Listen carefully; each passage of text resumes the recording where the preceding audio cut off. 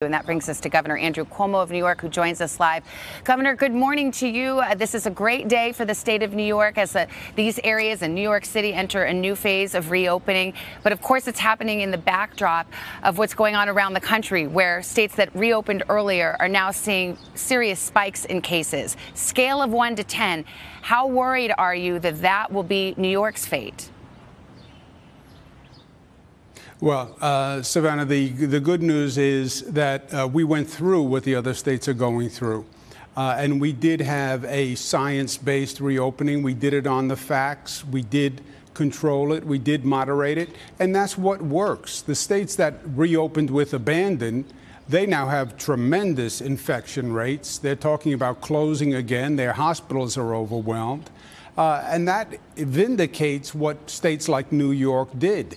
Don't reopen in a rush, reopen intelligently, and then you won't have a subsequent problem. So we're right on track. Our approach has worked. We went from one of the highest infection rates in the United States to one of the lowest infection rates.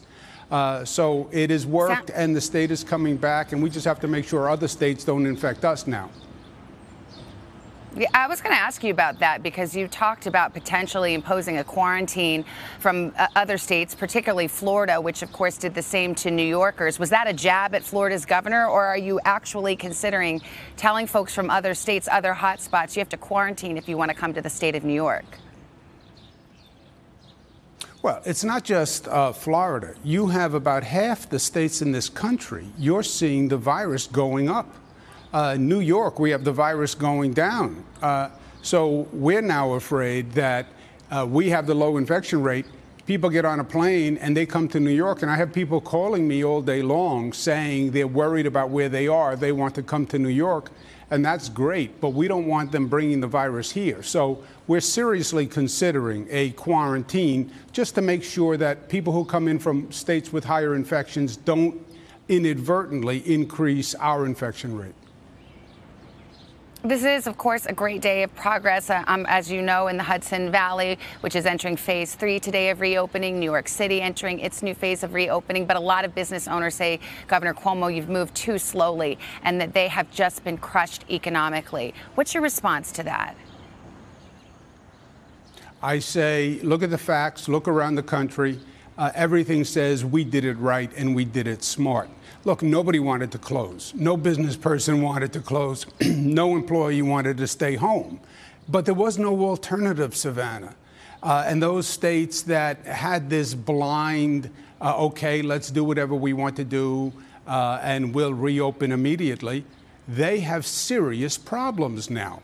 Not only will you have those states where more people die, but it wasn't even better for the businesses because now they reopened and now they have an infection rate issue and they're talking about closing again. So anyone who thinks we could have reopened sooner, look at Florida, look at Arizona, look at Texas, look at the other 23 states that are going up, and it shows we were smart and right.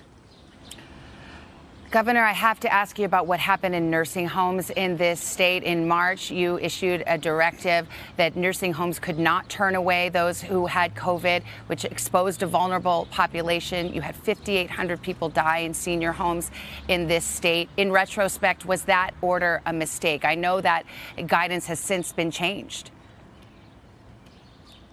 No, we followed federal guidance on the nursing homes. So what we did here in New York is nothing different than what the federal government put out as guidance for every state. Yes, people died in nursing homes, Savannah. No, look, if you look at how many people died in nursing homes in New York compared to other states, we actually have a lower percentage of people who died in nursing homes. But we had more people die than any other state. That's a fact. The reason that happened was because we had the virus coming from Europe when the federal government told us the virus was coming from China. And we had no screening on people coming from Europe. Now, the federal government just missed that. But yes, more people died in nursing homes in New York, but more people died in nursing homes in every state. It attacked the older people in congregate settings, and those were nursing homes. Let me ask you on another topic. President Trump mentioned in an interview that he feels cities should take further action to stop monuments from being destroyed. We saw that scene at the White House with the Andrew Jackson statue near the White House. We know, for example, Theodore Roosevelt's statue is coming down in New York City. Do you agree with the president's guidance that cities should do more to protect monuments? Yeah, I don't even know what the president's guidance is, Savannah, frankly. Cities are making decisions. The Teddy Roosevelt statue, I think it was less about Teddy Roosevelt, but the other parts of that statue. And look, people are making a statement about equality, about community, to be against racism, against slavery. I think those are good statements, and it depends, can you overdo it? Of course you can.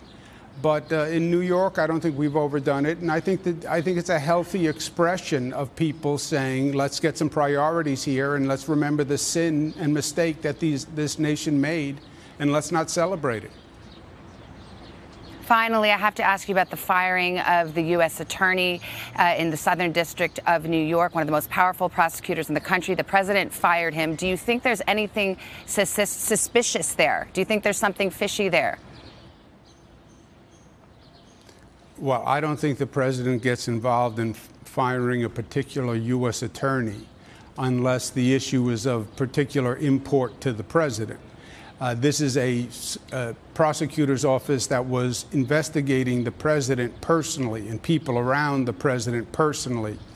This was a very heavy-handed move by the Department of Justice. But look, the president has made his position clear from day one. He doesn't consider the Department of Justice an independent agency. He considers it a political appointee of his, and they're all political appointees of his. And the president's position is if you don't support him politically, then you're out. And he does that with Justice Department officials. There's nothing new there. You look at what they're doing with the Attorney General Barr in Washington and the favoritism for the president's cronies. It's just an extension of what they do and what they believe. So I wouldn't be shocked at it. But yes, it's heavy-handed, and it's a distortion of justice. New York Governor Andrew Cuomo, got to leave it there. Thank you for your time and best of luck with the reopening of this state. We appreciate it. Thank you, Savannah.